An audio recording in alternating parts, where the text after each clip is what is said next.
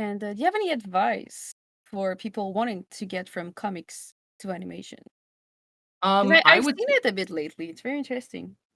it's yeah, I would say it's not the most original answer, but, definitely learn animation. I would say, I mean, like, that's just a solid advice because yeah, what yeah. I would suggest is, like, and in better detail, I guess, the better way I would describe this is, look for any resources you can anywhere, to learn what I think are essential things for animation. Like even relearn some of the fundamentals in an animation context, I feel. I think that would help a lot. So even if you're seasoned with like illustration and foundational life drawing and stuff like that, maybe you're used to drawing like in very general like art like okay, for instance, a lot of illustrators tend to go to life drawing classes and do like 15-minute sessions or like 20-minute long portrait sessions to like really get the like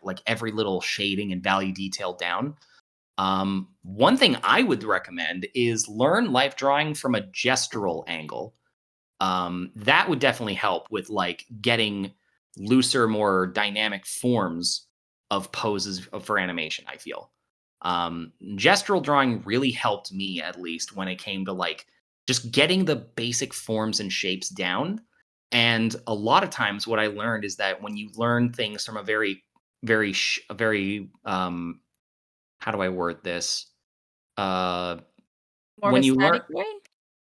I guess aesthetically, but also like when you learn how to make things when you learn how to make big movements and arcs and poses at their most raw simplest forms, it can kind of help you explore how to push the boundaries of those poses more, I feel.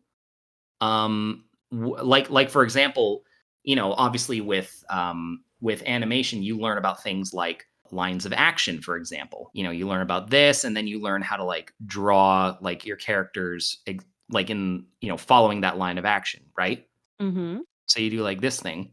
One trick I learned when it came to life drawing was that I would, instead of just working with the line of action and then building the foundations on top of that, what I did was I would draw the line of action, but I would also draw what I felt was like the biggest forms and shapes needed to get the best looking motion out of a character as possible. For example, if a character is, say, smashing their fist down into the ground and you want to get like a dynamic shot of that and make it look as cool as possible, I would first obviously make a line of action where the arc would follow not really the spine of the character, but the overall like arc of the character's arm coming down on the ground like this. And then I would say like, I'd put a shape there and then like do this, for example. I'd make like a giant sweeping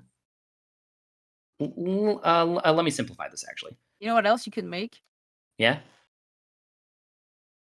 Oh god, stop! You're undermining my whole tutorial by making my art sus. How dare you? All right, A yeah, lot you of know what? filters. Whatever. Just do a Mogus. There you go. No! I mean, it works. Be sus.